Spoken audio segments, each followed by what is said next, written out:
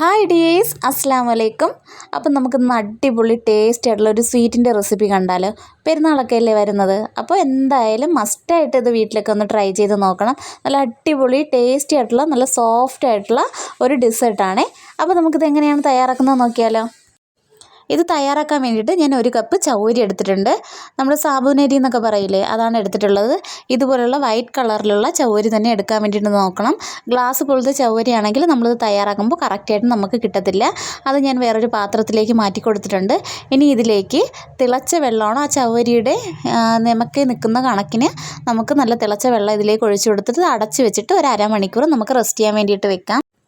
അപ്പോൾ അത് അരമണിക്കൂർ കഴിഞ്ഞ് ഞാൻ നോക്കിയപ്പോൾ ഈ ചവ്വരിയെല്ലാം നന്നായിട്ട് സോഫ്റ്റായിട്ട് വന്നിട്ടുണ്ട്. അപ്പോൾ ഇനി ഇത് കൈ കൊണ്ട് നന്നായിട്ട് നമുക്കൊന്ന് പ്രസ് ചെയ്ത് ഒന്ന് കുഴച്ചെടുക്കാം. ഇല്ലയെന്നുണ്ടെങ്കിൽ ഒരു മിക്സിയുടെ ചെറിയ ജാറിലേക്ക് ഇട്ടൊന്ന് പൾസ് ചെയ്തെടുത്താലും മതി. ഞാനിപ്പോൾ ആ ചെറിയ ബോൾസായിട്ട് കിട്ടാൻ വേണ്ടിയിട്ടാണ് ഇതൊന്ന് കൈ കൊണ്ട് തന്നെ നന്നായിട്ടൊന്ന് കുഴച്ചെടുത്തിട്ടുള്ളത്. ഇതിലേക്ക് 2 ടീസ്പൂൺ പഞ്ചസാരയും കൂടി ചേർത്ത് കൊടുത്തിട്ടുണ്ട്. അതും കൂടി ചേർത്ത് കൊടുത്തിട്ട് നന്നായിട്ട് നമുക്കിതൊന്ന് കുഴച്ചെടുക്കാം. അപ്പോൾ ഇതാ എല്ലാം കൂടി നന്നായിട്ട് കുഴച്ചെടുത്തിട്ടുണ്ട്.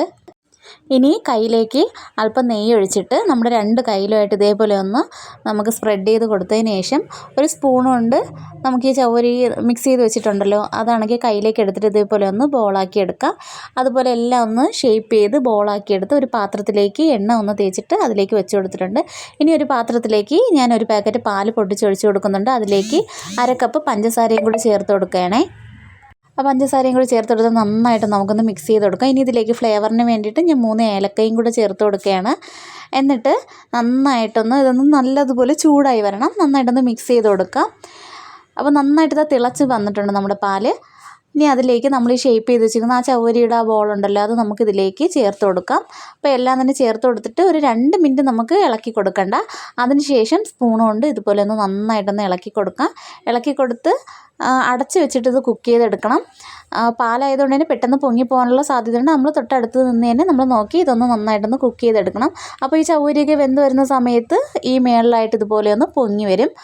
ഇനി അതിന് ശേഷം ഇതിലേക്ക് ഒരു 2 സ്പൂണ് കസ്റ്റേർഡിൻ്റെ പൗഡറാണ്. അത് നമുക്ക് കുറച്ച് പാലും കൂടി ചേർത്തിട്ട് ഒന്ന് മിക്സ് ചെയ്തെടുക്കാം. മിക്സ് ചെയ്തെടുത്തതിന് ശേഷം ഈ തിളച്ച് വരുന്ന ആ പാലിലേക്ക് തന്നെ ചേർത്ത് കൊടുത്തിട്ട് നന്നായിട്ട് സ്പൂൺ കൊണ്ട് ഒന്ന് മിക്സ് ചെയ്ത് കൊടുക്കാം. നമ്മൾ ആ തിളച്ച പാലിലേക്ക് ഒഴിച്ചു കൊടുക്കുമ്പോൾ തന്നെ കസ്റ്റാർഡ് പൗഡർ ഒഴിച്ചു കൊടുക്കുന്ന സമയത്ത് നല്ല ക്രീമി ആയിട്ട് വരും. എന്നിട്ട് ഒരു 5 മിനിറ്റും കൂടി നന്നായിട്ടൊന്ന് തിളപ്പിച്ച് നന്നായിട്ടൊന്ന് മിക്സ് ചെയ്തെടുത്തതിന് ശേഷം നമുക്ക് ഫ്ലെയിം ഓഫ് ചെയ്ത് കൊടുക്കാം. അതിനുശേഷം അത് റൂം ടെമ്പറേച്ചറിലായതിനു ശേഷം ഫ്രിഡ്ജിൽ വെച്ചിട്ട് നമുക്ക് തണുപ്പിച്ചിട്ട് കഴിക്കാവുന്നതാണ്. ഇതിപ്പോൾ നന്നായിട്ട് തണുപ്പിച്ചിട്ട് എടുത്തിട്ടുള്ളതാണേ. അപ്പോൾ കണ്ടില്ലേ, നല്ല സോഫ്റ്റുമാണ്, നല്ല ടേസ്റ്റുമാണ് ഇത് കഴിക്കാൻ വേണ്ടിയിട്ട്. എല്ലാവരും ഇതൊന്ന് ട്രൈ ചെയ്ത് നോക്കണം. എൻ്റെ വീഡിയോസൊക്കെ ഇഷ്ടപ്പെടുവാണെങ്കിൽ ലൈക്ക് ചെയ്യാനും ഷെയർ ചെയ്യാനും കമൻറ്റ് ചെയ്യാനും മറക്കരുതേ. താങ്ക്